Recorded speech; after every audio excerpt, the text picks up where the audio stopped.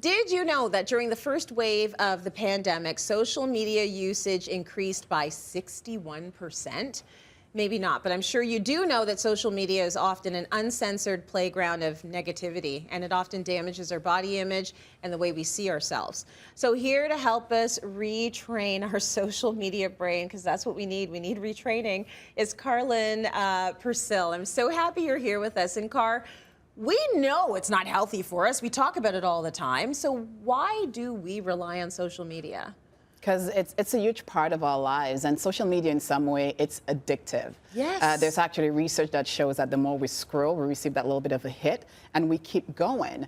But it's not all bad. The reason why we tend to go to social media is that social media is also a part of our social reality, meaning that our friends are on there. Think of it as a vision board for your friends. We also use it for validation.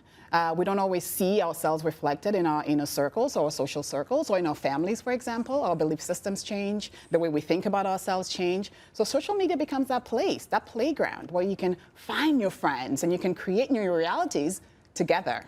Yeah, there's something comforting about it. Very. But you really always have to weigh, because if I'm going on more times and I'm coming off feeling badly more times than I'm coming off feeling good, then it's time to tweak things. And you have a plan for us. So you've got the 5 C's to create a more inclusive social reality. I'm excited to hear about the 5 C's. Yeah, so the first C being creativity.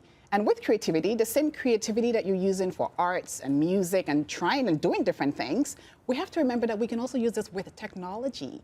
Yeah. We are the masters of that technology. So tapping into that, what can I do? For me, my very big thing that I do, notifications. Notifications is a trigger, and it can actually create more of that addictive behavior. So setting boundaries, turning off your data, setting morning routines around I will not be on my phone first thing in the morning. So really using that creativity for you to be able to create better boundaries that can help you to get a little bit closer to the social reality that you would like to get to. I love that, and I'm big on that as well. I have the thing on Instagram that tells me when I've been on for an hour, and if it's 9:30 in the morning and I've been on for an hour, it's a bad day. Uh-oh. So it's really good to sort of take account of that and self-regulate. Take account, self-regulate, and the second C is communication. Yes. So the research shows that communication, language, is very important. Language is actually one of the drivers in terms of creating our new social reality.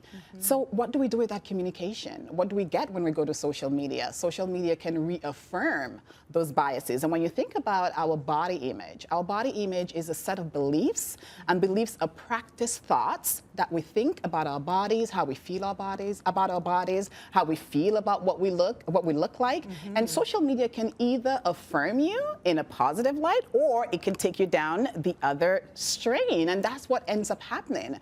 We get validated through that communication, but that communication is not something that actually gets us to where we want to go or where we'd like to see ourselves. So then really use communication as a tool. Which accounts make me feel good about myself?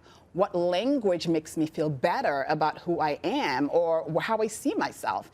And the other C that is so important, and we tend to forget that, is copying. Okay. Our brains have the ability to copy each other. Okay, so is this good or bad?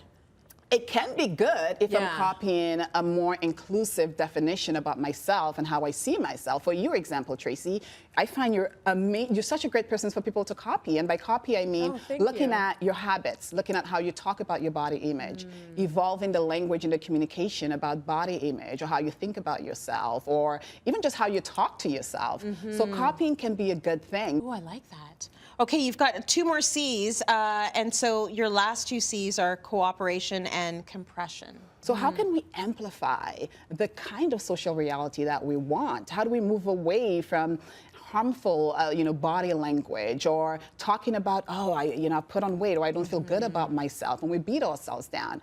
Through cooperation, we are able now to amplify the new language or the new reality that we'd like to create. And that takes us to compression, because there's so much information out there. So how will our brain manage all that information?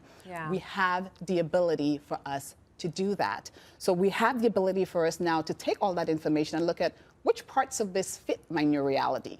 the Right. new belief system that we're working towards. So if I'm looking for a healthier way to think about my body belief system or myself in terms of my confidence and how I see myself, Yeah. then we now get to understand, hey, I have to compress that information, so I'm going to actually create a smaller social circle or a smaller reality. You know, just like in Instagram, we have this close friends circle. Yeah. Think about your social feed as who are my close friends who support that new reality that I'm creating, and then how can I leverage that new reality to create a more inclusive social media reality and stay consistent with it. Yeah. Because again, you will try, one day you'll fall off, but the key is to keep going because we have the ability for us to create a new social reality. And it's up to us, Tracy, to decide how we want to enter the next new reality that we are creating. We have the power to shape it and to drive it towards the place we want it to go. See, that's so interesting because my big takeaway from that is that it's empowering. Yes. So Yes. it doesn't have to, you don't have to just get washed out with the flood of what's happening on your feed. You actually can be intentional about putting out what you want to take back in and culling everything that doesn't serve you. Yes. So thank you for that, Queen Carlin. I love the